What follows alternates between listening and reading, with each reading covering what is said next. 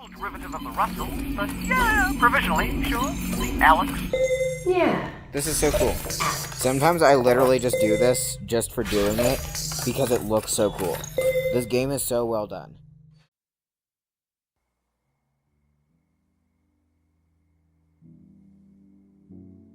Life Alyx was the first VR game. Now, you could argue that Boneworks was the first VR game. You could argue that, I don't know, Blade and Sorcery was the first VR game, but those are far from the truth. But Life Alyx was truly the first truly AAA complete VR game. And it's actually better than most AAA VR shooters today. You see, if I take my gun in Life Alyx and I press it up against the wall, it stops moving. If I take my hand and press it up against my gun, it stops moving. Now let's take a look at what happens in Veil.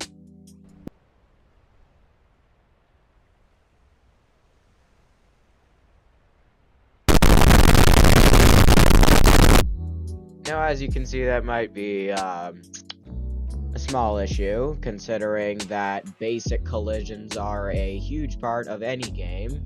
However, my hands just clip into my gun and into the wall as well. So that's a pretty big issue we have there. Yet it was made way later than Life Alyx, and arguably might have had more resources to develop the game with. Because if a game older than you can add in a basic feature that you just can't, come on, dude.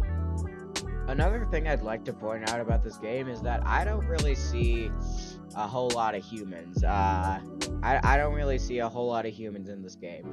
You see Russell at the beginning, you see that one guy stuck in a barnacle at the beginning of the Jeff chapter, and I think at the end also. And then there's one dead corpse that you find later in the game, which I was actually really surprised to find. Is that just a random dude? I have never, honestly, like, I have never seen, other than now, it's weird, I have never seen, like,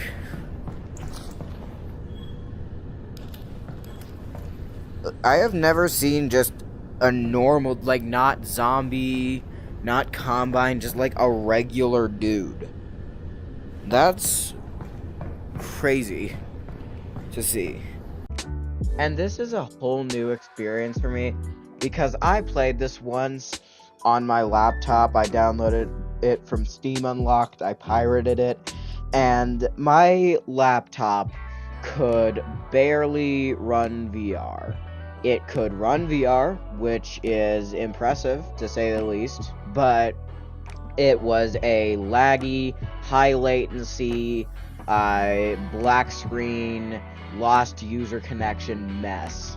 So, now that I have a new PC, this is an entirely new experience for me. I cannot explain to you how, like, it's like you played Oblivion, the Elder Scrolls 4 Oblivion as a child, and then you played the remastered version. That's how I feel about this game. Look at the water. This is the most beautiful water I have ever seen. Anyways, that is all the time I have for today. And as Stephen Colbert would say, in here, out there, and all around the world, thank you for watching this video.